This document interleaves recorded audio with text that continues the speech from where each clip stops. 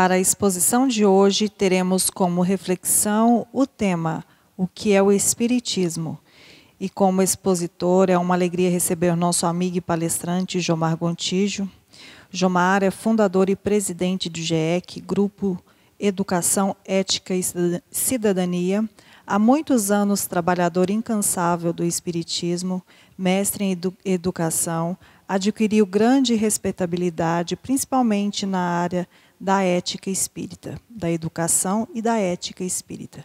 Portanto, Jomar, seja bem-vindo e uma excelente palestra.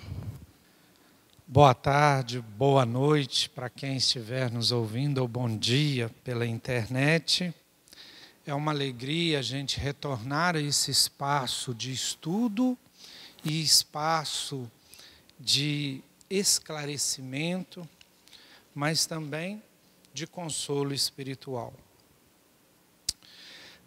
No estudo de hoje, dirigido não só para espíritas, mas também para aqueles que não conhecem o espiritismo, nós vamos aprofundar o conceito daquilo que nós chamamos de espiritismo, para melhor sabermos aonde nós estamos e para onde nós vamos. Porque o espiritismo, a gente vai ver no estudo, é uma proposta muito nova para a humanidade. E muitas vezes a gente se confunde, entendendo de forma equivocada o que vem a ser o espiritismo. Então a gente espera que no estudo de hoje a gente possa entender melhor e com mais profundidade o que vem a ser realmente o espiritismo. E eu queria iniciar o nosso estudo com 4 conceitos básicos. O que é fatos espíritas ou fatos mediúnicos, a doutrina espírita, espiritismo e movimento espírita. Então vamos entender o que são os fatos espíritas. Os fatos espíritas sempre aconteceram em toda a história da humanidade e em todos os países e lugares do mundo. O espiritismo só veio a surgir porque existem fatos espíritas ou fatos mediúnicos. Que fatos são esses?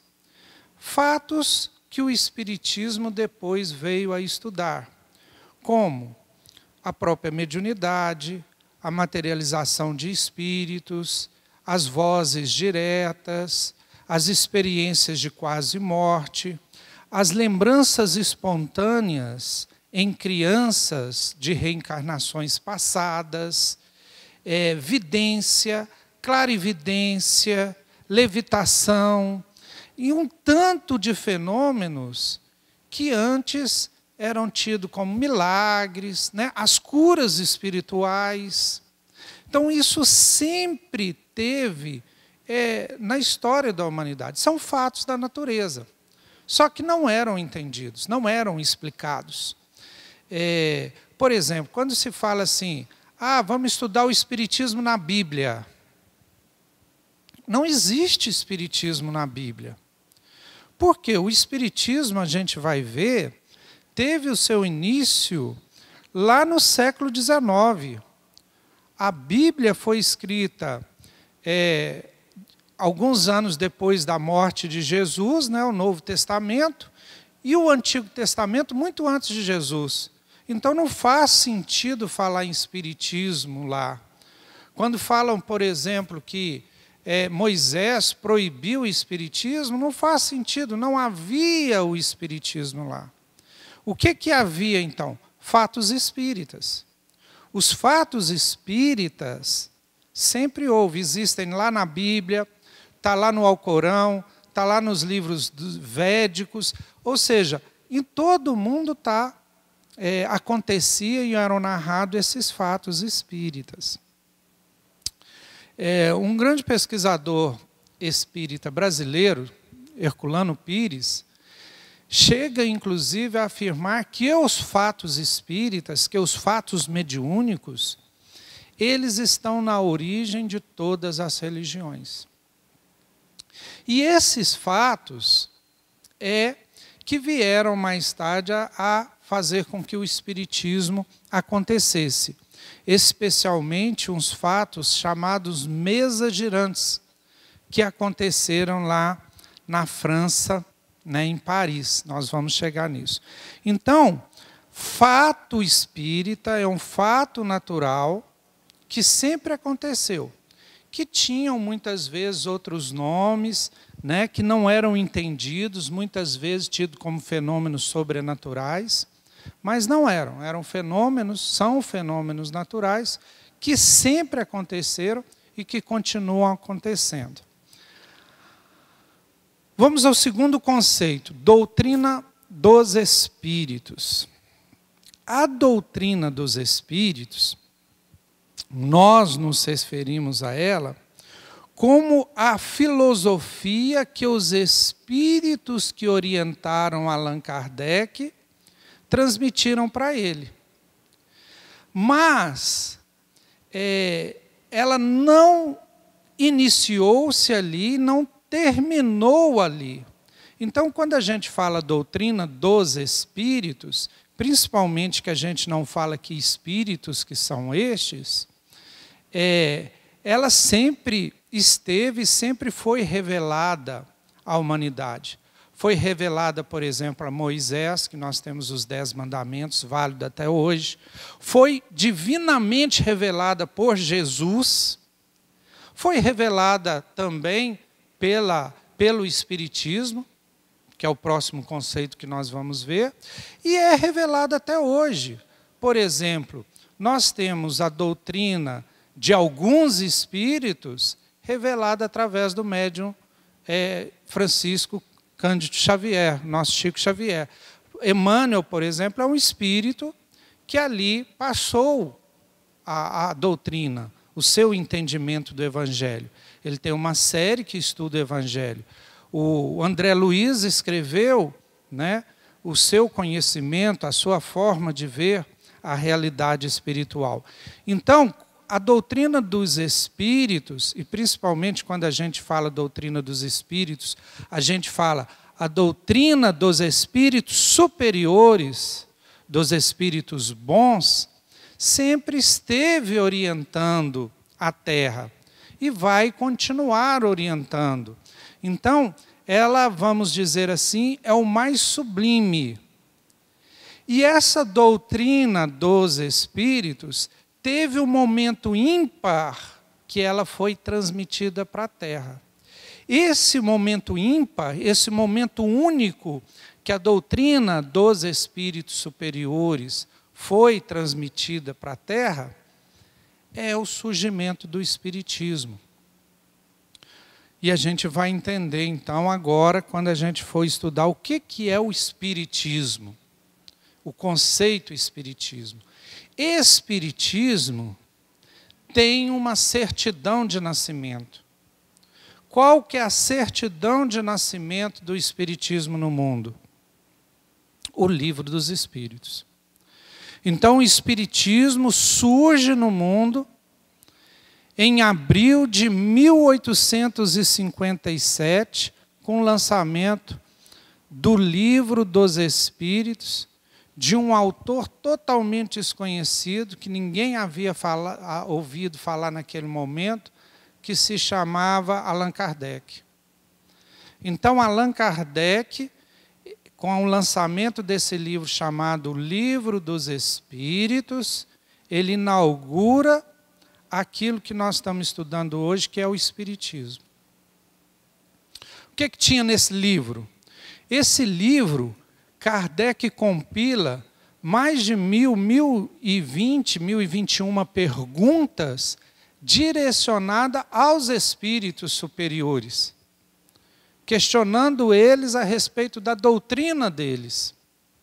Então, esse livro, ele começa a constituir um código, né? Kardec é chamado codificador, um código dessa doutrina dos espíritos. Então, ele pega essa doutrina e transforma num código, né, que a gente vai estudar, e esse código escrito é chamado Espiritismo. E Kardec fica, então, estudando e transformando essa doutrina dos espíritos em espiritismo durante alguns anos. Ele desencarna em 1869, ele começa a estudar um pouco antes, lá em 1854, então ele fica aí em torno de uns 19 anos, né, uns 19 anos estudando a doutrina dos espíritos e codificando o espiritismo. E, finalmente, o quarto e último conceito dessa introdução ao que seja espiritismo é o conceito de movimento espírita. Então, vejam só, fato espírita não é o espiritismo, a doutrina dos espíritos não é o espiritismo, e também o movimento espírita não é o espiritismo. O movimento espírita é um movimento social humano que busca vivenciar, viver na sociedade geral do planeta Terra as propostas do espiritismo. Então, houve, por exemplo, um movimento espírita lá no século XIX, quando o espiritismo surgiu na França. Teve aquele primeiro movimento espírita, que tinha as suas características. Depois disso, teve o movimento espírita aqui do Brasil, lá do primeira metade do século XX, que foi mais ou menos uma fase de implantação do movimento espírita em terras brasileiras. Muito difícil, que tem toda uma história. Depois, na segunda metade do século XX, foi a fase da expansão do movimento espírita em terras brasileiras, principalmente por causa da atuação do médium Chico Xavier e outros. E depois, a expansão para todo mundo. Veja que o movimento espírita brasileiro, com características aqui culturais do Brasil, foi se expandindo para o mundo todo. E hoje o Brasil exporta o movimento dele para o Brasil, para o mundo inteiro. E, finalmente, nós temos hoje o movimento espírita do século XXI, que tem características diferentes do movimento espírita desses anos todos que eu falei.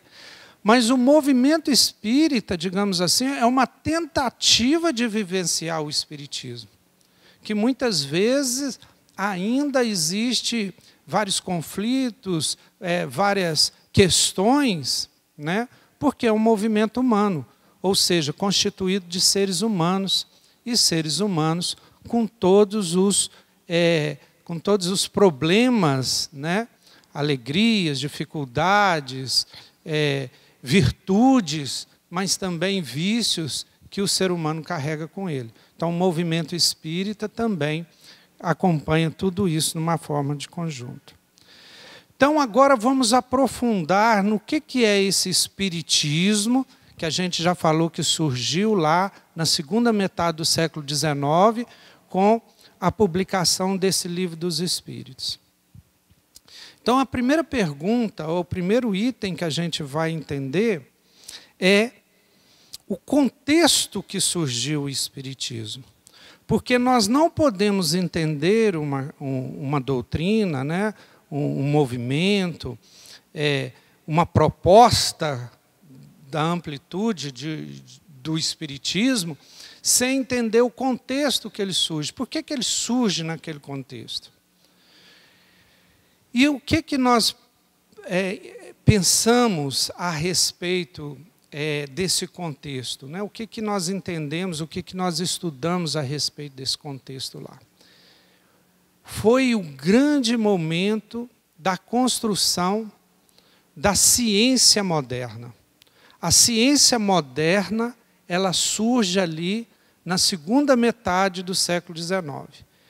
Paris reúne ali os grandes cientistas que ficarão conhecidos por terem criado, né, as bases da ciência moderna, as bases que criaram toda a tecnologia que nós temos hoje, surgiram lá. Estava engatinhando, mas o método científico, que era aquele método lá, iniciado por Galileu, né, chegado ao apogeu com Newton, já estava bem estruturado. Então, era o momento de surgir alguma coisa diferente que não seria possível surgir antes, porque era um momento que a ciência já estava consolidada. E Paris era a cidade das luzes, era Paris que irradiava a cultura para o mundo todo. A filosofia da época principal era chamada positivista, que hoje já é uma filosofia até, digamos assim, superada. E a Europa, principalmente Paris e França, era considerado o centro do mundo, né? Havia uma ideia do europacentrismo, quer dizer, eurocentrismo. A Europa era o centro do mundo e divulgava a cultura para o mundo todo. Então é ali que surge o Espiritismo. E surge também por um professor, por um cientista, por um estudioso, chamado Hippolyte Léon Denisard Rivail. Mas, Gilmar, não era Allan Kardec que você falou? Sim, mas Allan Kardec era um pseudônimo, desconhecido, que ninguém conhecia, que o próprio Hippolyte ficou conhecendo, porque um espírito disse que ele, numa reencarnação, passava na época dos gauleses, né, dos druidas gauleses, ele chamava Allan Kardec.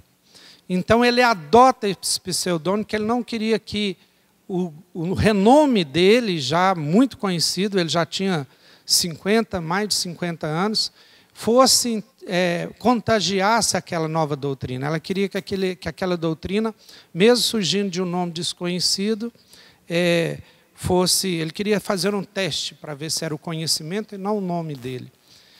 E ele era um educador.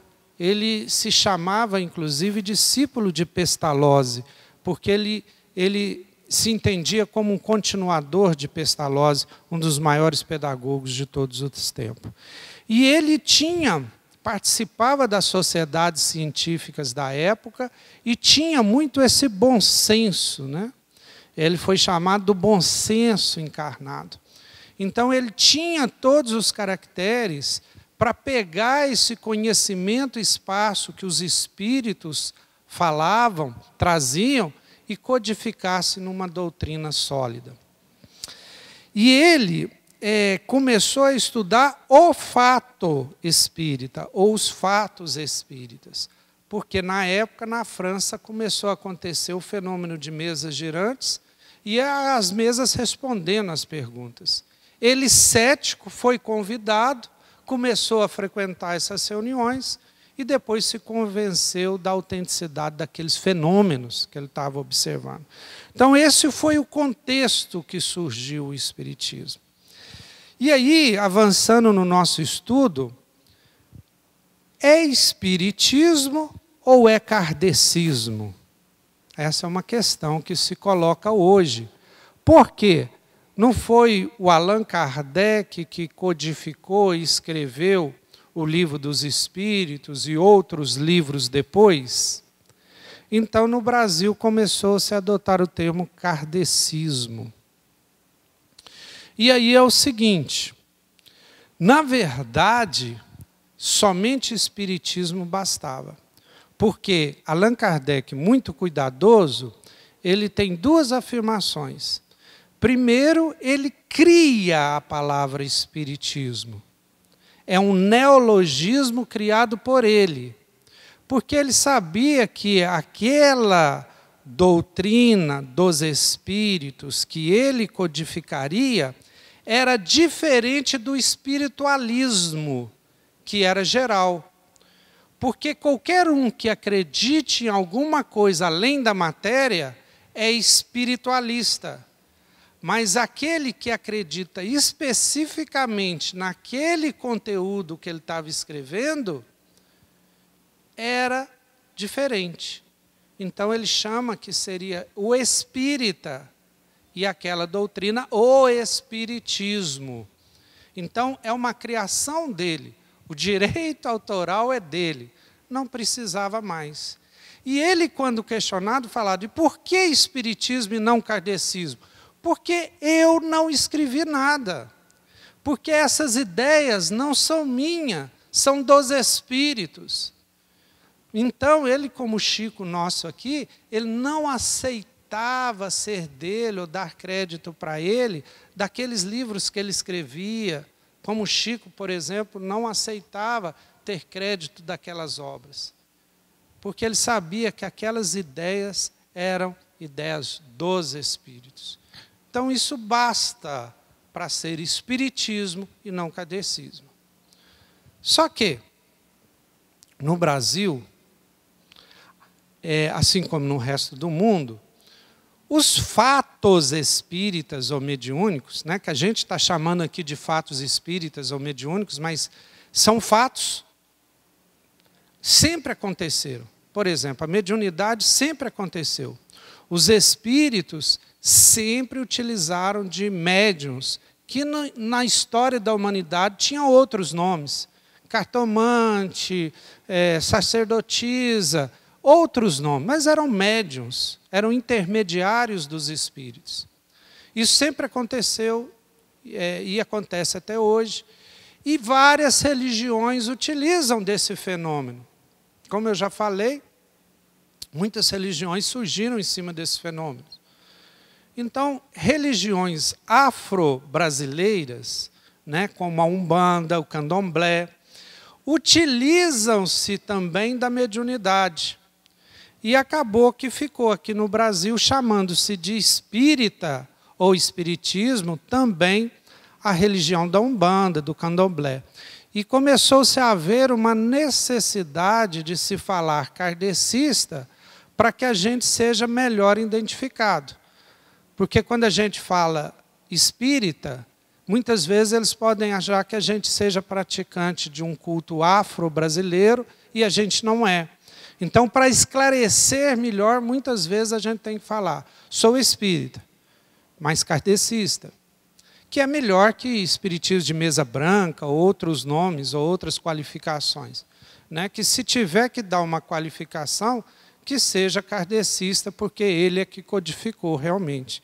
E é claro que ele pôs todo o brilhantismo e pôs toda a competência dele nessa codificação, que a gente vai até falar um pouco sobre isso. Então, o que acontece? É espiritismo, não é kardecismo. Mas, se necessário for falar ou qualificar para que sejamos entendidos, que a gente o faça. Mas a gente sabe que espiritismo foi uma palavra criada por ele para identificar essa doutrina. Bom, eu queria falar um pouco agora, para a gente entender melhor o que seja espiritismo, de pelo menos 3 princípios básicos. Mas não são princípios básicos, como geralmente a gente estuda, né?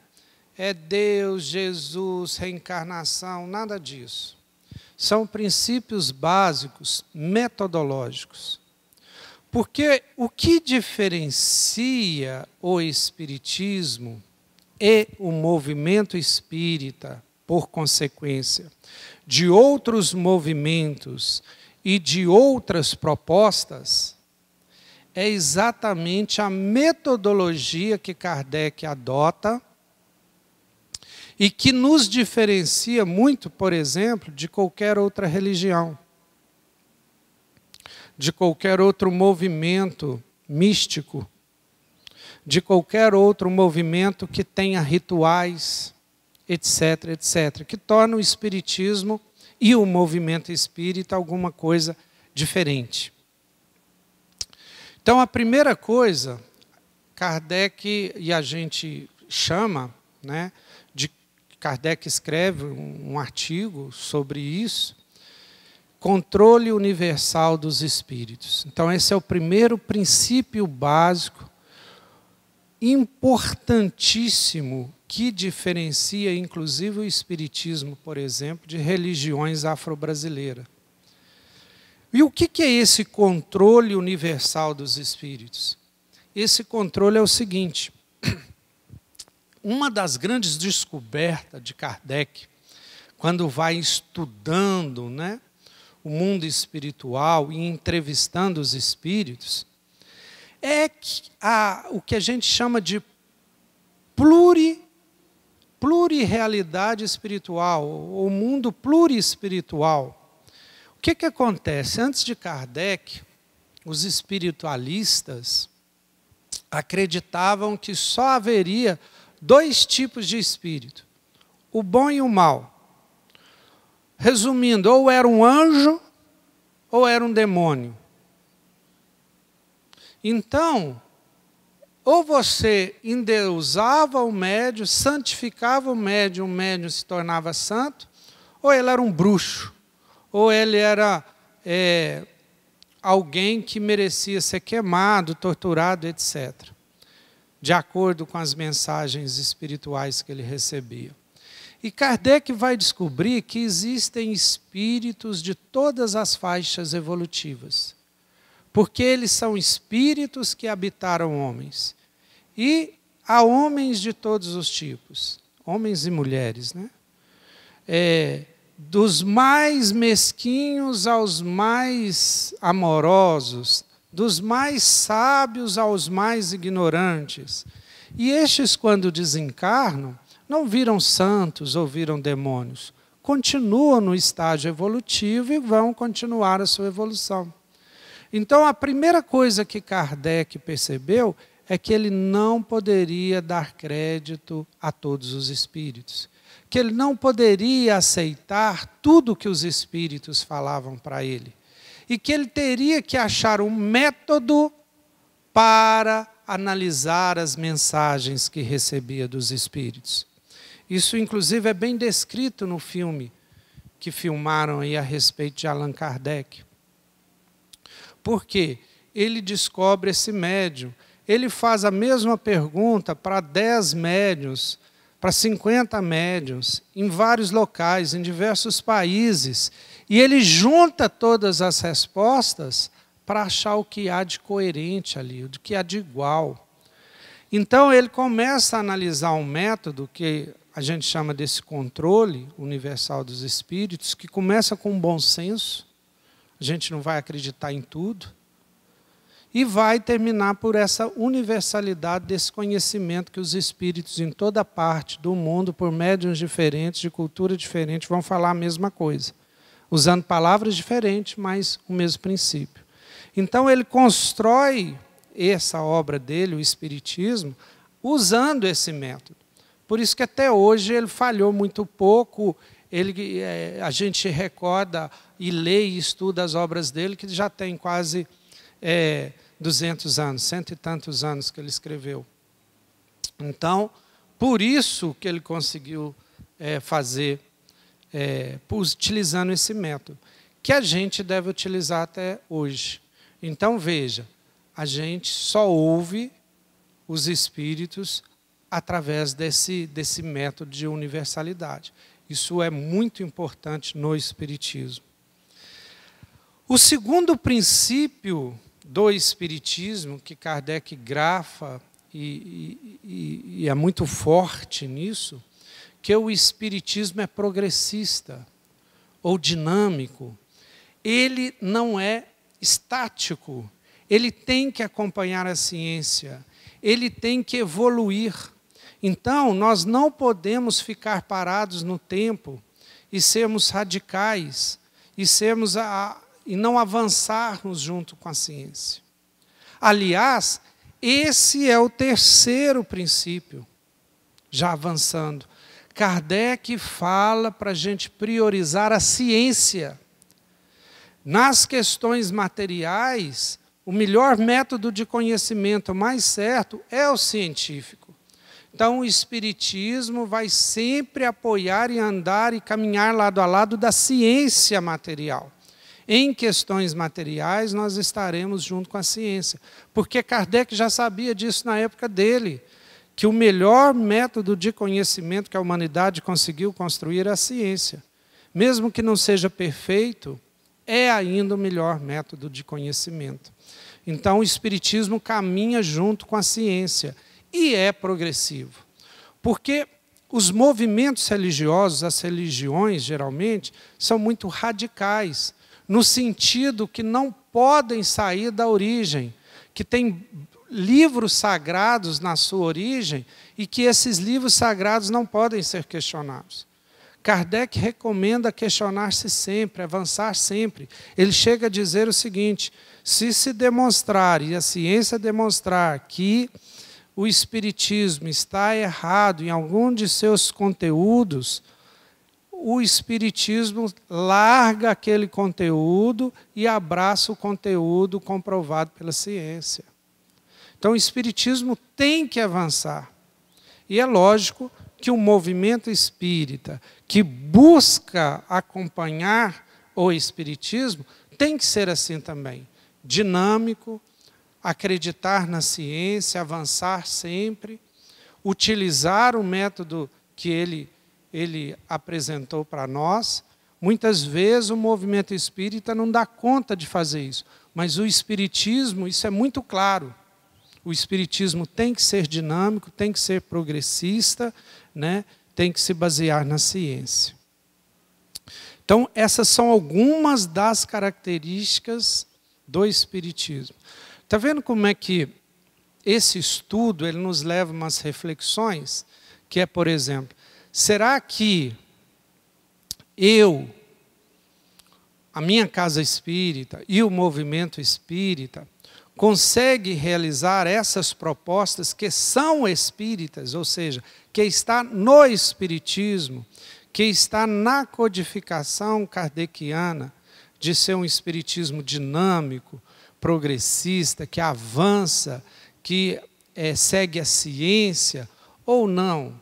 A gente está se tornando como as outras religiões e transformando os livros de Kardec não como uma base filosófica, como uma base para a gente avançar e construir um edifício, mas como uma obra sagrada que tem que ser lida como a gente lê uma obra sagrada.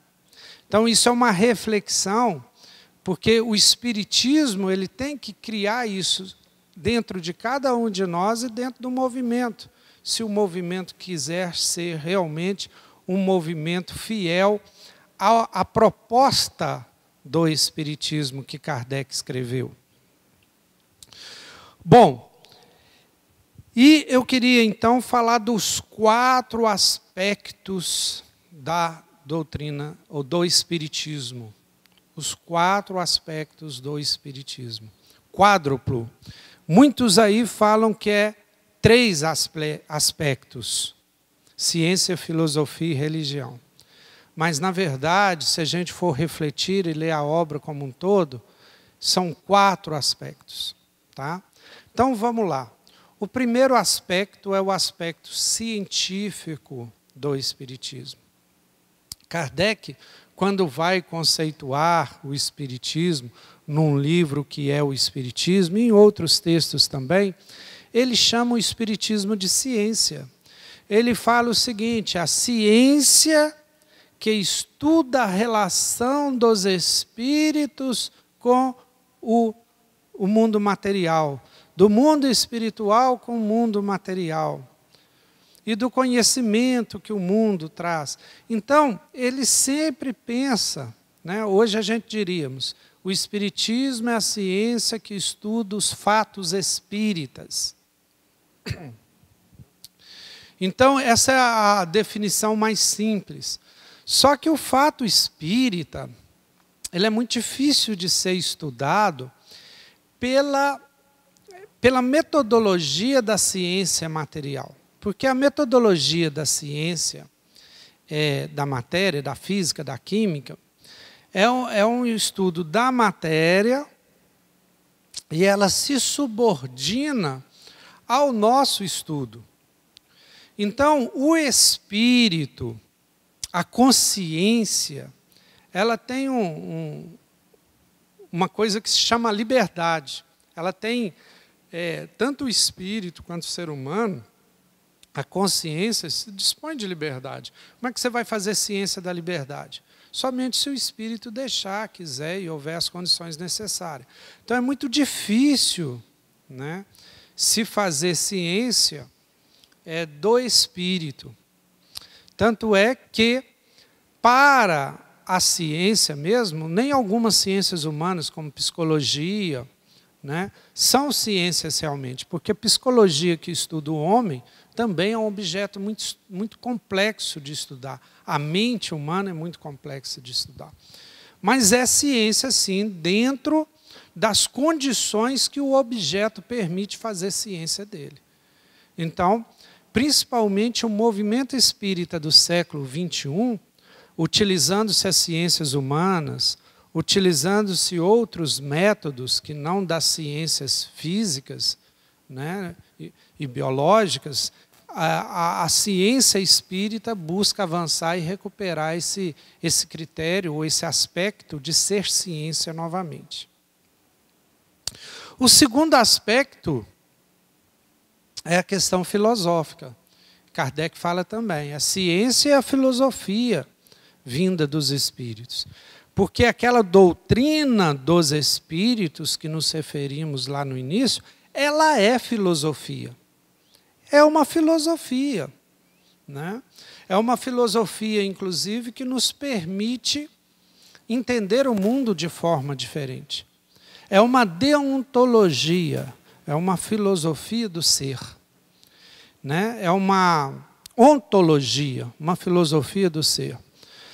Então, o que acontece?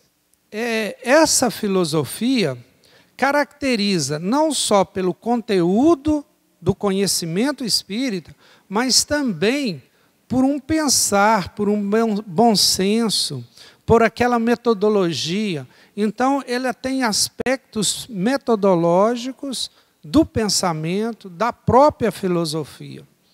Isso está embutido também no espiritismo e deveria estar no movimento espírita. Ou seja, o fato de não ter milagres, de não ter delegação das leis naturais, o fato de não ser necessário rituais de forma nenhuma, de tirar todos os ritualismos, isso é alguma coisa apresentada no espiritismo e que o movimento espírita teria que se orientar por isto. E, finalmente, o que se chama de religião, que é muito polêmico dentro do próprio movimento espírita, e Kardec evitava usar a palavra religião exatamente porque ele sabia do potencial polêmico e porque o espiritismo se diferenciava das outras religiões, por causa da ciência, da filosofia, é o que Kardec chama de consequências morais. Então, Kardec fala ciência, filosofia e suas consequências morais. Hoje a gente diria ética. Ética. As consequências morais é a ética. Então, o espiritismo, no tríplice aspecto, é ciência, filosofia e ética. Tá?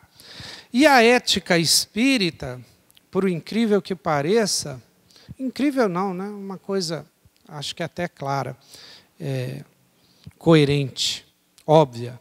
A ética espírita é a ética cristã, a ética do Cristo. Só que é do Cristo real, histórico, e não a do Cristo mítico, Filho unigênito de Deus, que faz milagre, né? Que é Deus também. Não, é o espírito mais evoluído que já teve na Terra. Naquele livro dos Espíritos, Kardec pergunta qual é o melhor modelo, qual é o melhor que Deus deu de modelo para a humanidade. E os Espíritos, né? Ou seja, a doutrina dos Espíritos aí se manifesta e fala, vê Jesus. Então, os Espíritos ensinam que Jesus é o guia e modelo da humanidade, ou seja, modelo ético para a humanidade. Então, Kardec passa a estudar a doutrina do Jesus, essencial, a ética, a moral dos evangelhos. Ele esquece os atos de Jesus, ele esquece os milagres, ele esquece as falas de Jesus, que deu origem aos dogmas, e ele busca a moral. E aí ele escreve o Evangelho segundo o Espiritismo. Essa é uma das obras dele mais conhecida, a mais lida no Brasil e a mais fácil de entender para nós brasileiros, que somos muito religiosos. Então, o Espiritismo herda a ética cristã, que é a ética do amor. Né? Poderíamos resumir que a ética cristã é faça ao outro o que eu gostaria que o outro lhe fizesse. Ou seja, uma ética de empatia, uma ética de você desejar o bem, uma ética de você ser empático com todos os seres. É a ética do Deus Pai, logo todos somos irmãos. Né? É uma ética do amor de mãe, que a gente tem que desenvolver um amor de mãe, não só para os nossos parentes, mas para toda a humanidade. Então, o tríplice aspecto é ciência, filosofia, ética. E qual será, então, o quarto aspecto? O quarto aspecto, né, que parece ir contra a ciência e a filosofia, mas não é, porque a ciência e a filosofia vai estar ali, é o aspecto de revelação. No Evangelho segundo o Espiritismo, Kardec explana e aceita que o Espiritismo é revelação. Como foi a revelação a Moisés, como foi a revelação de Jesus, o Espiritismo é uma terceira revelação. E como tiveram outras também. Né? Não são só essas, no Oriente teve a de Buda, né, etc. Então, ele é um conhecimento revelado à humanidade. Revelado através de quê? De médiuns. Kardec teve os médiuns dele, a gente tem médium até hoje. E, por exemplo, as obras de André Luiz revelaram muita coisa, inclusive coisa que antecipou a ciência em alguns anos. As revelações mediúnicas de André Luiz a respeito da glândula pineal só foram conhecidas depois, dezenas de anos depois. Então, é um conhecimento revelado também. Então, a revelação é a quarta característica do Espiritismo.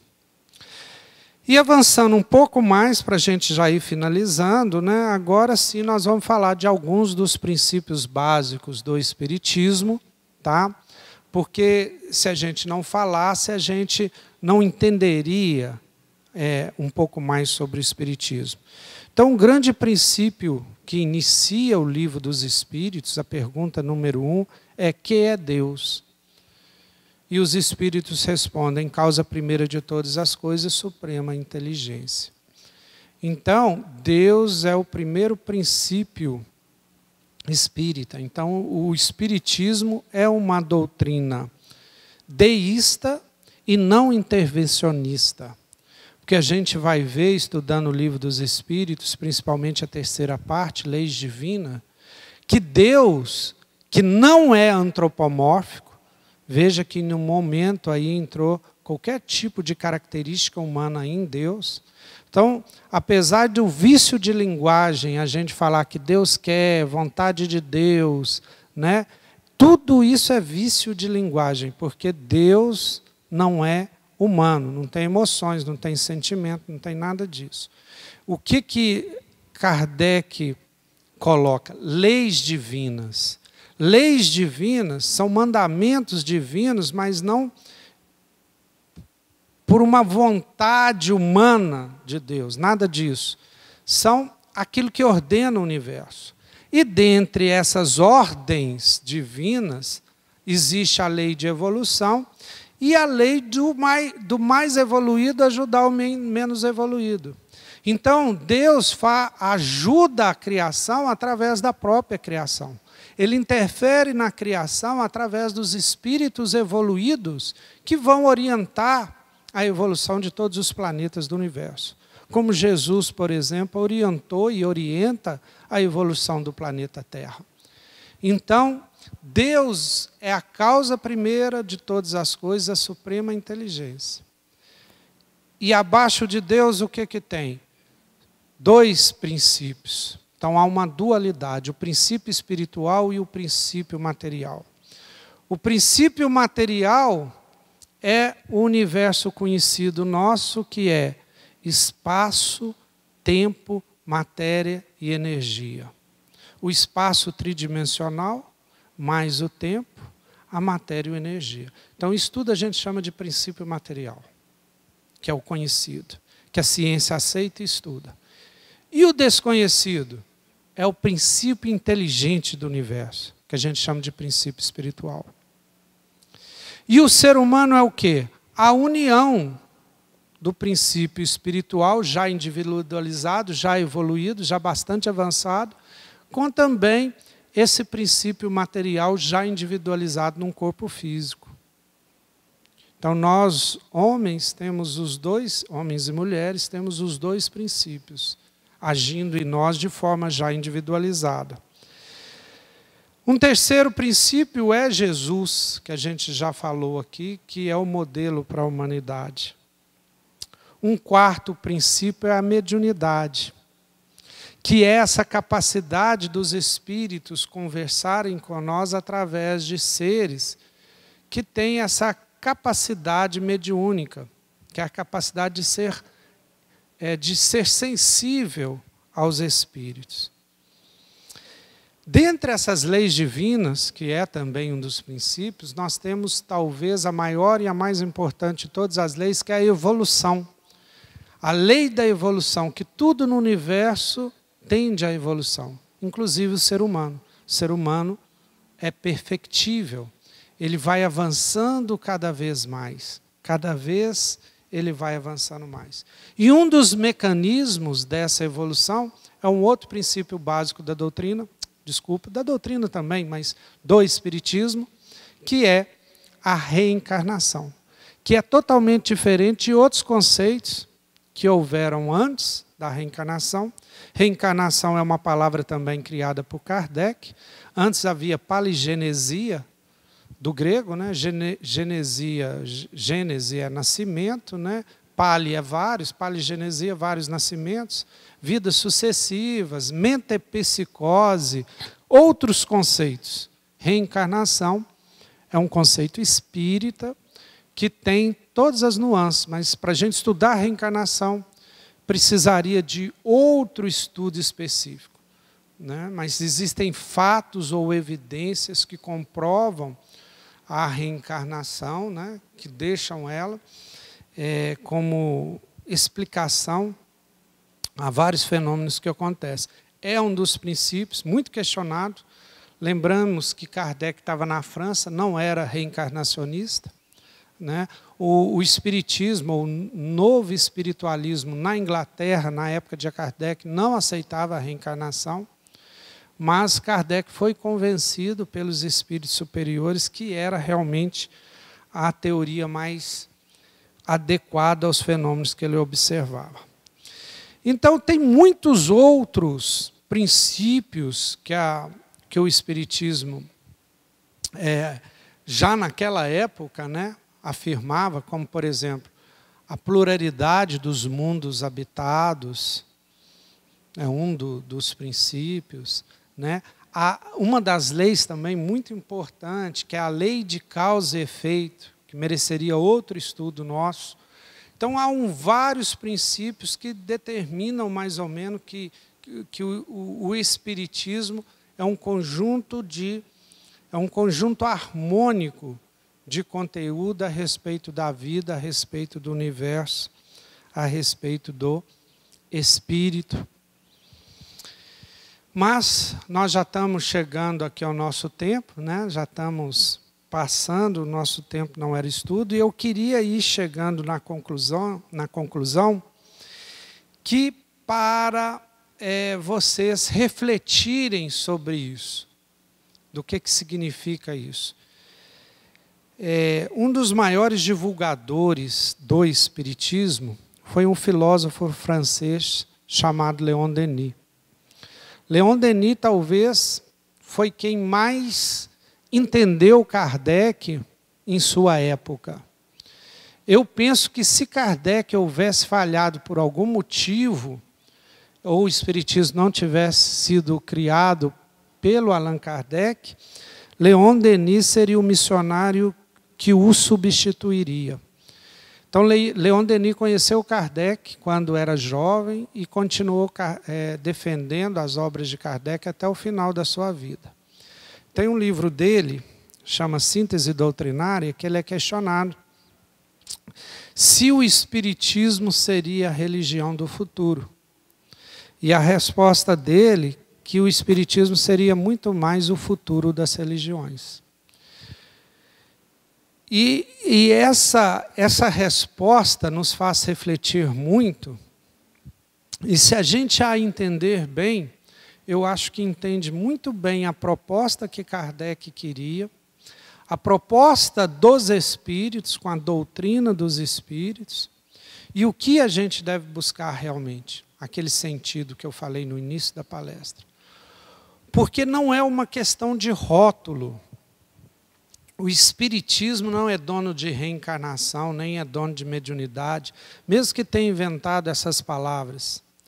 A mediunidade, a reencarnação e outros fatos espíritas, que a gente chama de espírita, só para qualificar, mas são fatos, são inegáveis. A mediunidade é também praticada por outras religiões que não seja o Espiritismo, ou se preferir um kardecismo. Qualquer religião do mundo pode utilizá-la, porque é um fato. E a proposta metodológica que o Espiritismo coloca também não é uma coisa que só o Espiritismo tem que fazer. Então, o que o Leon Denis parece afirmar, que a religião, naquele aspecto tradicional, de dogmas, que você tem que crer, de uma proposta que não acompanhe a ciência, que não avance, uma proposta agarrada em ritual, ela não vai ter futuro no planeta Terra. Que a gente vai ter que avançar para uma proposta que seja mais coerente com a racionalidade, mais coerente com uma proposta de alteridade, ou seja, de convivência de diferentes. Uma proposta que não deixe sem sustentação emocional, sem sustentação de ética realmente, porque muitas vezes o materialismo, a ciência pura, que é materialista, não dá sustentáculo ao ser humano, mas que não seja uma proposta que separe, que divida, que seja radical, mas uma proposta que sirva para a humanidade como um toda e que não tenha rótulos, porque o movimento espírita é um movimento só, mas podem haver outros movimentos que vagarosamente vão assumir esses fatos como reais e vão depois se interagirem. Então, é isso que ele quis dizer. Não que o espiritismo, ou que todo mundo vai ser espírita. Não, nunca. Mas que há uma nova forma, por exemplo, de se relacionar com Deus, de relacionar com o outro, e principalmente de relacionar conosco mesmo, que vai ser o futuro para toda a humanidade. Que essas reflexões possam nos levar a novos patamares de manifestação de ação no mundo. Que a gente possa ser cada vez melhores e que cada dia a gente seja melhor que no dia anterior. Muito obrigado a todos.